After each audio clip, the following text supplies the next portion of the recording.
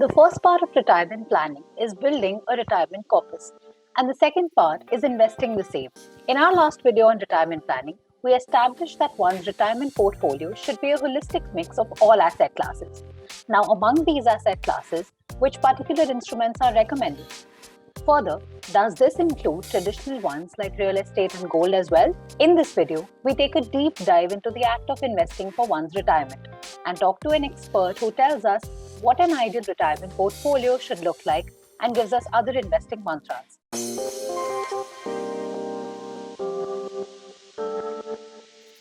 According to Tarun Birani, founder and CEO, TBNG Financial Advisors, here are some ideal investment products for one's retirement toolkit under the categories equity, debt, and insurance. Insurance, I strongly believe there is no need of anything else apart from a term plan. A pure term plan can take care of it. There is no need to have any exotic ULIPs or exotic money-back plans which need to be there, because the biggest problem which I see there is illiquidity as well as the cost structure. These are the deterrent which I have. So due to which I don't look at anything else apart from term plans.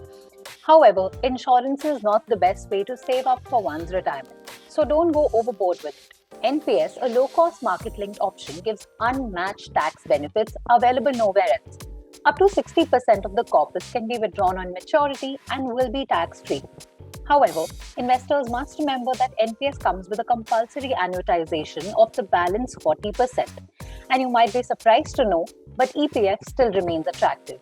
If I look at from a debt structure point of view, let me come to the pre-retirement kind of thing. What could be the favorable debt structure? So EPF continues to be one of the most favorable structure, though there has been changes in the recent budget, but I continue to feel that EPF with its EEE structure continues to be one of the best product under the 2.5 lakh interest kind of structure.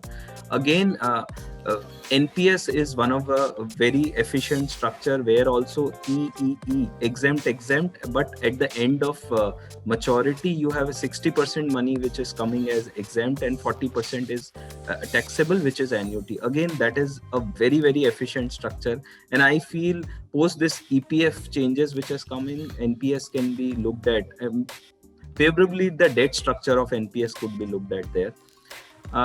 Another good structure which I feel for retirement planning one can look at is debt mutual funds for a long point of time, where we can look at there are static GSEC funds available. There are rundown maturity debt funds available in the market. Those again could be looked at from a pure play, say 10 year, 15 years down the line. Anybody is looking at building up.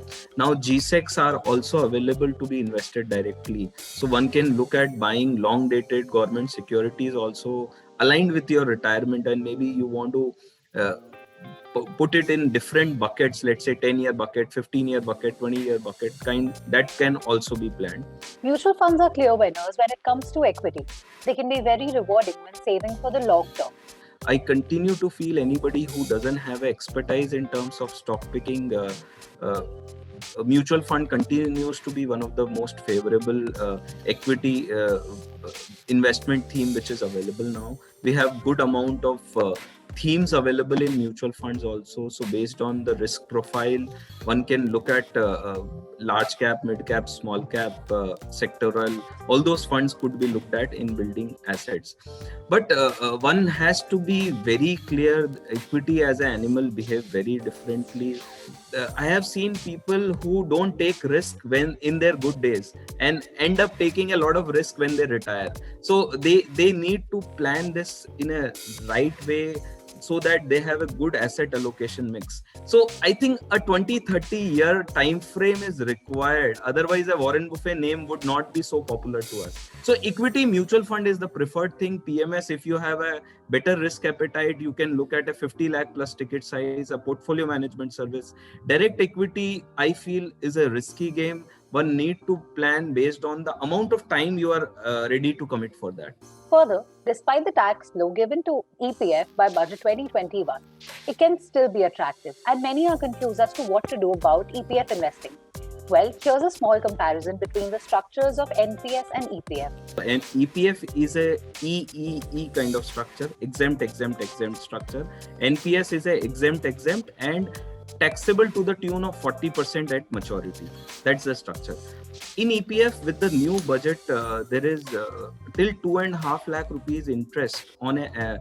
There is a taxability. Contribution of more than 2.5 lakh will get you taxation. So that's where the problem is now. And this was like an arbitrage which was available to many, but now that will go away. So till 20 lakh rupees of salary, a cost to company of 20 lakh rupees, EPF of this 2.5 lakh limit will be crossed. So most of the people in the higher income bracket will have to look at other products.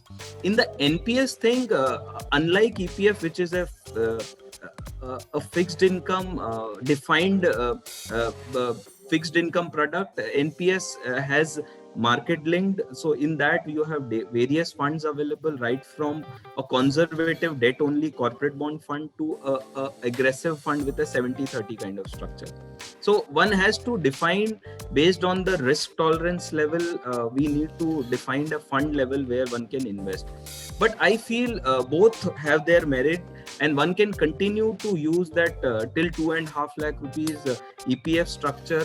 VPF is not that attractive now to voluntarily provident fund, is because you can better look at some market driven structure compared to a VPF structure. What about traditional asset classes like gold and real estate? Gold will always be an inflation linked asset class. So you will always get your returns aligned with inflation. And real estate is a real asset. So there you have a probability to make returns more than inflation.